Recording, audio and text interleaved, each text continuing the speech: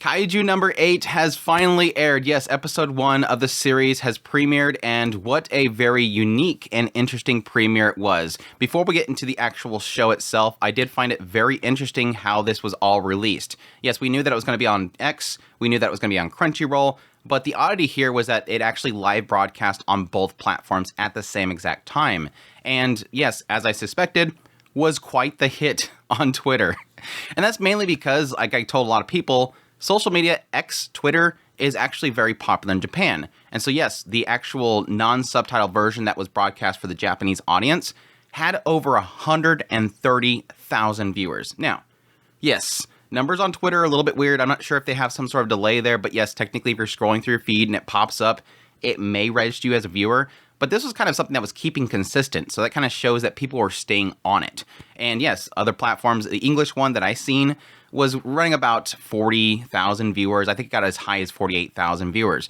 But yes, still pretty massive when you think about something that is completely free being put up there for everybody. The quality looked okay. I didn't really see much issues, but I was looking at it on a smaller laptop screen. I wasn't looking at it on TV. I'm sure if it's on an OLED or something, it's going to look terrible. But it looked better than most Twitter videos that I've seen. Let's just say that. Most Twitter videos that I've seen, it looked a lot better. But it was a very interesting broadcast. And yes, if you watched it on Twitter, it did have a lot of embedded ads, not from Twitter and X, but actually Shueisha themselves. They were putting like ads for their platforms, their manga platforms and whatnot. So if you do watch it that way for free, technically, you're going to get a lot of ads. And I'm not sure if Crunchyroll did the same thing. I know they broadcast just as long, but still a very interesting release, very different. And I thought it was a very fascinating release of it. It doesn't look like it's staying on Twitter. I looked at their events page. I couldn't find it there. So I'm assuming once they live stream it there, the agreement is that they'll take it down.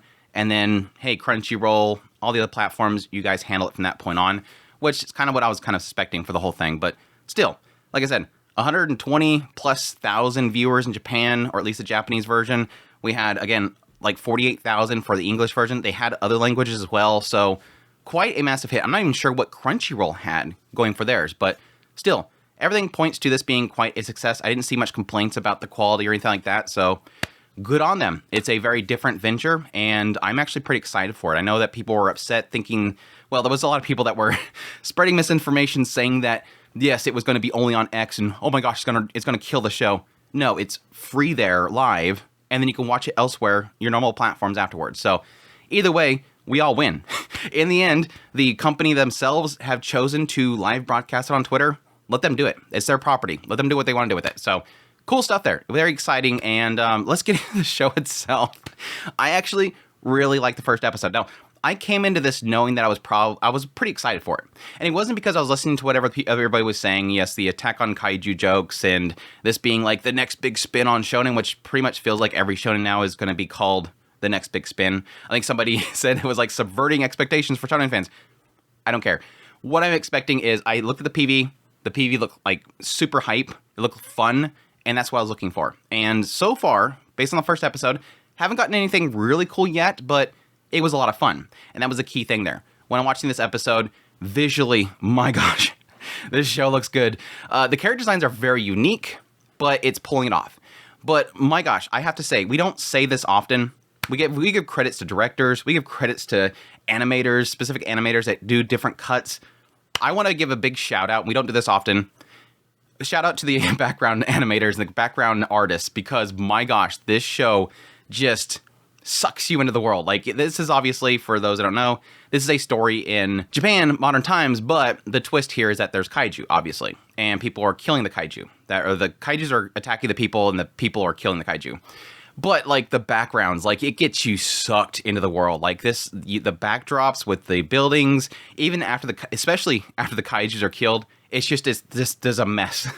And it's so ginormous that it's, like, nailing this aesthetic and making it look like believable in an anime style.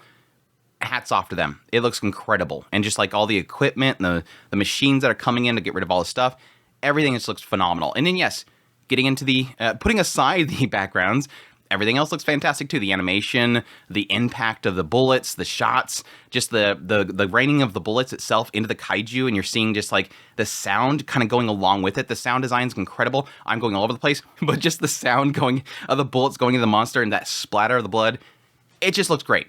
Visually, looks absolutely phenomenal. They absolutely nailed it.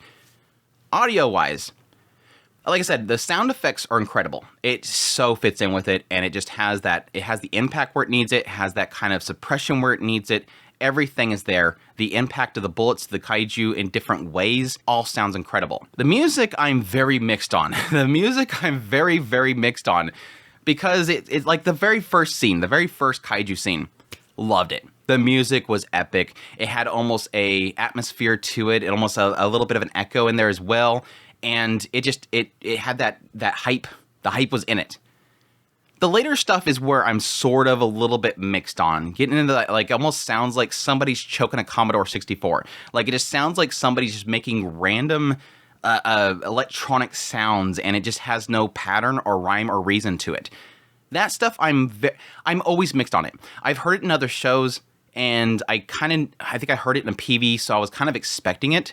And I'm always mixed on it because sometimes it works to have that unsettledness to it, especially with the later parts having a near-death experience. It has an unsettledness to it, especially with like these kaiju, and they're very, very, the later one looks very alien. It doesn't look like your typical kaiju.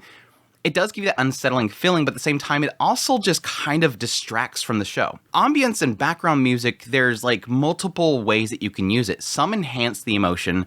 Some actually is just strictly ambience. You don't even notice it, but when you think about it, it's like, yeah, that technically added something. And then there's too much. And I think it's in that area of too much where it gives you that unsettling feeling to it, but it also distracts and you start to notice it. So that's the problem that comes with the music. That all said, let me get into the show itself. What is Kaiju number 8? Let's start actually talking about the show. This opens up, like I said, in Japan, modern times, and there's the existence of kaiju. And there's the existence of a kaiju self-defense group. Basically, Japanese self-defense force has a kaiju eliminating force, a defense force. And whenever kaiju show up, they pop up out of nowhere, they warn everybody, get everybody out of the way, and the defense force comes in and wrecks the kaiju.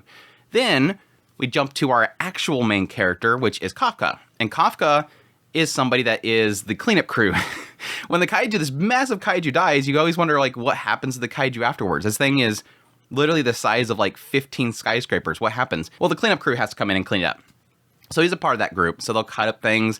They'll often ship certain parts by this. There's this like technology company, and they'll request certain parts. And so they have to kind of get samples and ship those off while they're cutting it up, burning it up, destroying it, relocating the body parts. And yes, having to work on the intestines, which it seems like Kafka they keep assigning to. I had like this feeling of like, I get you, brother. I understand what you're going through. Because yes, I had this one job, and I try to do my job really well. So when it comes to certain jobs that nobody else wanted to do, it was always like this, but you do such a good job with it. And it's like, so you want me to stop doing a good job? That way you stop assigning me to that job?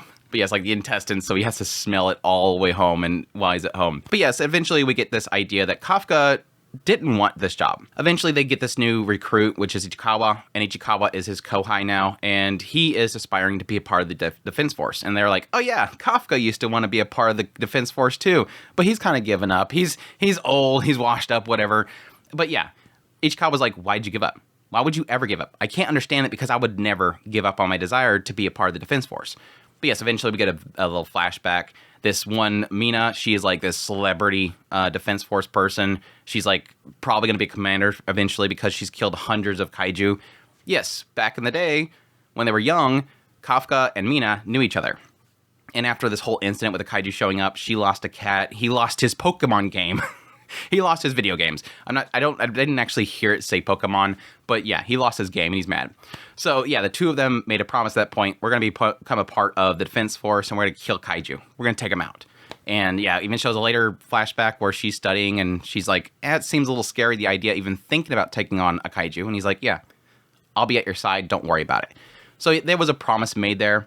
And obviously he lied, or she thinks that he lied because now in the current time, he's just a washed up cleanup crew guy while she's actually doing it. Through his kind of hanging out with Ichikawa for a while, eventually Ichikawa says, look, they've increased the age to 33. He's probably like 27. Kafka is at this point because Mina is 27, so I'm assuming he's 27.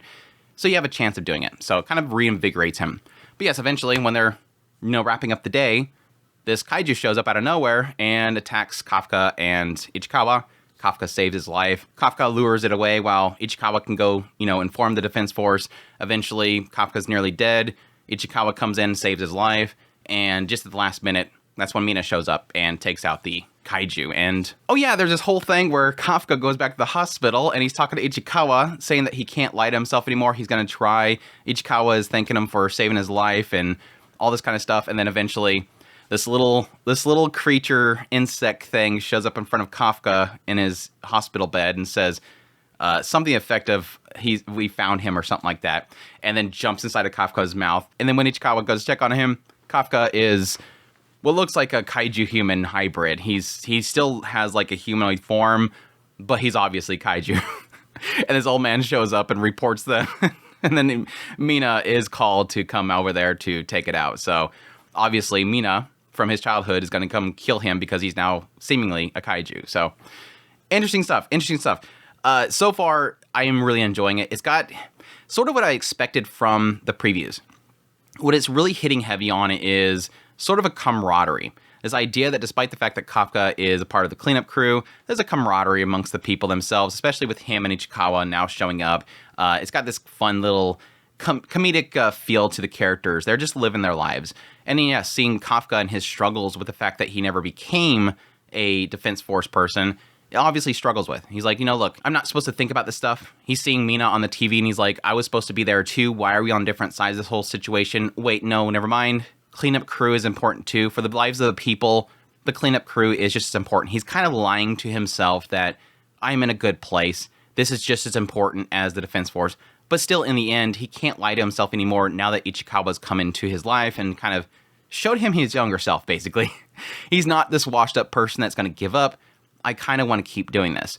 And so that's kind of that conflict that he has, but additionally, kind of having that moment of reinvigoration that this is something that I want. I do want to be a hero. I do want to defeat these kaiju because they destroyed my Pokemon game. And he's never been able to play a video game ever since he lost his save, dude. Additionally, like I was mentioning at the very beginning, I think what makes this show great so far is the attention to detail. I really do hope that Production IG keeps to this quality. Like I said, just the backgrounds, the level of detail in the environments itself really does sell you on where they're at. Even when the characters are in motion and things are happening, there's just so much detail in what's going on behind them. I mean, even getting down to when they're cutting up the kaiju, which I think they put a lot of detail in because they wanted to make sure that the PVs look really good.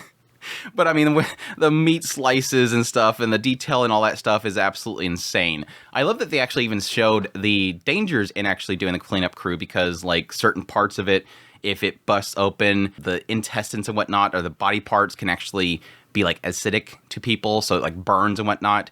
So it kind of shows that danger as well. But it kind of just really did a good job of really kind of setting you into the setting itself, both visually and with the presentation. So absolutely hats off to them. Of course, yes, the action scenes themselves were really incredible. I think especially the very first scene with Mina and the rest of her team coming in and just absolutely wrecking this massive kaiju. The explosion of it, the body parts and everything just kind of raining all over everything was just really well done. Just through and through. So far, the hype levels are just kind of going right along with the show itself. Like I said, I'm not overhyping myself. I'm not going based on what other people say. I just go based on the PV that I've seen and the hopes of this being a really fun ride. And so far, it's just nailing that atmosphere. But anyhow, I'm looking forward to more. Cannot wait for the second episode, but that's my thoughts on the first episode of Kaiju number 8. Hope you guys enjoyed this video. As always, if you did, make sure that like button down below, comment, let me know what's on the episode. Just if you didn't channel, make sure that subscribe button to get my content. I didn't usually use first impressions, top list. If it's anime, it's pretty much here. Additionally, if you like this content and you want to support your channel more, I have Patreon link, tips, links, so thanks to membership down below. Greatly appreciate it, but it does. And y'all take care.